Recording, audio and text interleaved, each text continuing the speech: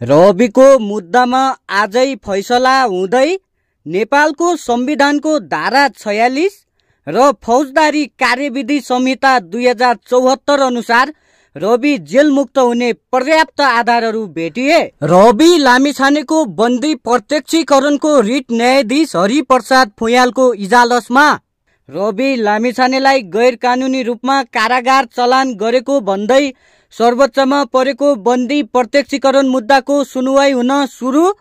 रविलाई jail हाल्नुपर्ने कारण नै छैन, अब छुट्दैछन् रवि लामिछाने। दर्शकबिन, के हो त बन्दी प्रत्यक्षीकरणको मुद्दा भनेको, अनि के आउला त सर्वोच्च अदालतको अन्तिम फैसला? रवि लामिछाने सहकारी पीडित र सरकार मिलेर मात्र सहकारी पीडितलाई न्याय दिन सकिन्छ। रविलाई थुनेर न्याय हुँदैन। रवि र सर्वोच्च अदालतसँग जोडिएको प्रसङ्ग यस्तो छ। आउनुहोस् दर्शकबिन, तपाईँ हामी मिलेर अन्यायको विरोध गरौं र न्यायको मन्दिरबाट अन्याय हुने छैन, रविलाई न्याय मिल्नेछ भन्ने अपेक्षा गरौं। हाम्रो देशको सर्वोच्च अदालतलाई सबैले सम्मान गरौं। सर्वप्रथम त भिडियोलाई एक लाइक गरेर कमेन्टमा रवि लामिछाने लेखिहाल्नुहोस्। अब सुन्नुहोस् यो रिपोर्ट। रवि लामिछानेलाई गैर कानूनी रूपमा थुनामा राखिएको भन्दै सर्वोच्च अदालतमा दर्ता भएको बन्दी प्रत्यक्षीकरणको मुद्दाको सुनुवाई हुन सुरु भएको छ। रवि लामिछानेलाई गैर कानूनी रूपमा थुनामा राखिएको भन्दै सर्वोच्च अदालतमा बन्दी प्रत्यक्षीकरणको रिट दर्ता भएको थियो। आइतबार उनकी पत्नी निकिता पौडेलले सर्वोच्चमा रिट दायर गरेकी हुन्। उक्त निवेदनमा प्रारम्भिक सुनुवाईका लागि आज सोमबार पेशी तोकिएको सर्वोच्च प्रशासनले जानकारी दिएको छ।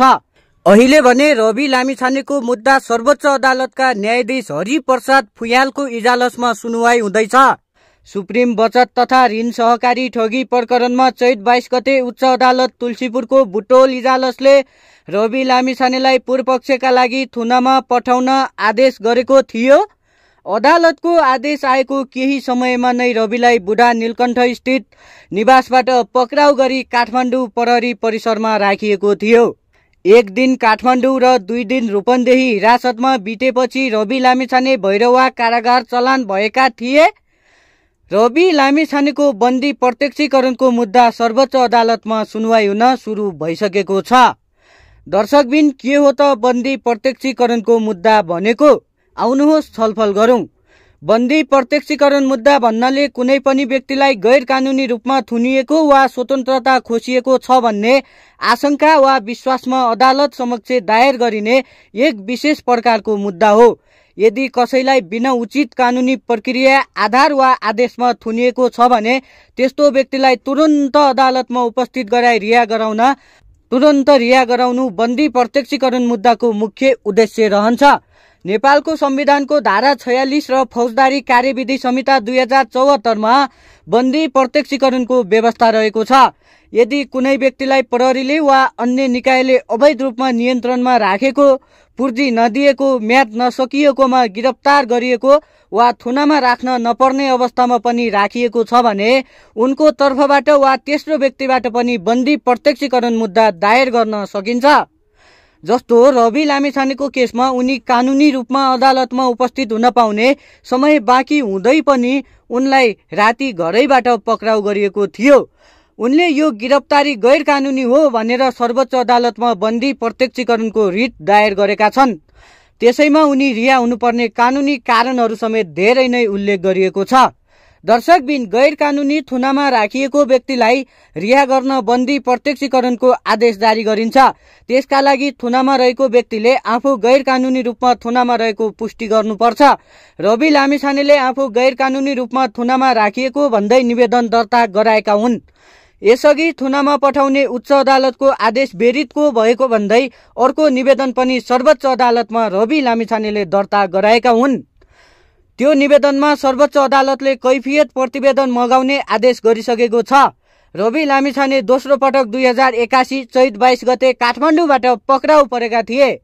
दर्शकबिन, रवि लामिछाने आफूलाई प्रहरी गिरफ्तार गर्न आउने थाहा पाउने बित्तिकै आफूलाई गैर न्यायिक तरिकाले थुनामा हाल्ने आदेश आएको भन्दै एउटा भिडियो प्रस्तुत गरेका थिए। उनले सार्वजनिक गरेको भिडियो यस्तो रहेको थियो, पहिले यो सुन्नुहोस्। मैले समाचारबाट उच्च अदालतको आदेशबारे थाहा त पाएँ, तर बिना कुनै कागज अहिले यतिखेरसम्म मलाई केही पुर्जी पनि दिएको छैन, कागज पनि दिएको छैन। मेरो घरभित्र आएर बेडरुमभित्र आउनुभएको छ, मैले सार्वजनिक पनि गरिसकेको छु। अब यसरी तैनाथ उताबाट आदेशभन्दा पहिले तैनाथ हुने यो सबै चिजले एउटा ठूलो आशंका सृजना गरेको छ। मैले सम्मानित अदालतको आदेशलाई सधैँ मानेकै छु, कानूनलाई मानेकै छु। म पहिला पनि आफै उपस्थित हुन गएको हुँ, अहिले पनि सार्वजनिक गरेकै छु। तर यो राज्य आतंक, यो धरपकड ममाथि के कारणले भइरहेको छ मैले बुझ्न सकेको छैन। जुन तरिकाले अहिले यो सामान्य अभ्यासभन्दा पर गएर जबरजस्ती गर्ने कोसिस बिना कागजपत्र छ होला, ल्याउनु पनि हुन्छ होला, ल्याउन सकिने पनि थियो, त्यो लिएर आएर लैजान सकिन्थ्यो, भोलि ल्यान सकिन्थ्यो। भरे पनि अझै कागज बोकीवरी प्रक्रिया मेरो लागि कुनै प्रक्रिया पूरा गर्न मानेको छैन। आतंकित बनाएर घरभित्र प्रहरी छिरेको छ, म यसै पनि गिरफ्तारी दिन्छु भनेर बसेकै छु। जे होस्, आम नागरिकले सब चिज हेरिरहेका छन् भन्ने मलाई विश्वास छ। न्यायको लडाईँ म एक थोपा रगत रहुन्जेल लडिरहन्छु। यहाँले साथ दिनुहुनेछ भन्ने विश्वास मैले लिएको छु। मैले कुनै गल्ती गरेको पनि छैन, कुनै अपराध गरेको पनि छैन, तर संसारकै सबैभन्दा ठूलो अपराधीलाई जस्तो ममाथि गरिएको यो व्यवहार आम जनताले हेरिरहेका छन् भन्ने मैले विश्वास लिएको छु। म धेरै केही भन्दिनँ, म सम्मानित अदालतप्रति अझै पनि आशा र भरोसा राखेर कानुनी प्रक्रियामा सघाउनको लागि परिरहेको छु। यो दुनियाँका जति पनि न्यायालयका ढोकाहरू छन् ती सबै ढोका ढकढक्याउँछु आफ्नो न्यायको लागि। र मलाई थाहा छ यहाँहरूले सबै कुराको साक्षी बसेर हेरिरहनु भएको छ होला भन्ने मैले विश्वास लिएको छु। म यति जानकारी मैले दिनु उपयुक्त ठानेर मैले यो भिडियो रेकर्ड गराएको छु। दर्शकबिन, वास्तवमा पनि रवि लामिछानेमाथि अन्याय भएकै देखिन्छ। खैर, यो कुरा न्यायालयले छुट्याउला, सर्वोच्च अदालतले छुट्याउला र जनताहरूले यो कुरा मूल्याङ्कन पनि गरिरहेकै छन्। एमाले कांग्रेसहरूले आफ्नो पार्टीमा आबद्ध सयौं सहकारी ठगहरूलाई बचाइरहँदा कुनै पनि विशेष प्रमाण बिना रवि लामिछानेलाई राजनीतिक प्रतिशोधकै आधारमा दुःख दिनु भने एकदमै गलत कुरा हो। रविलाई थुनेर मात्रै सहकारी पीडितहरूले न्याय पाउने होइनन्। सहकारी पीडितलाई न्याय दिन उनीहरूको पैसा फिर्ता गर्न सरकार लागि पर्नुपर्छ।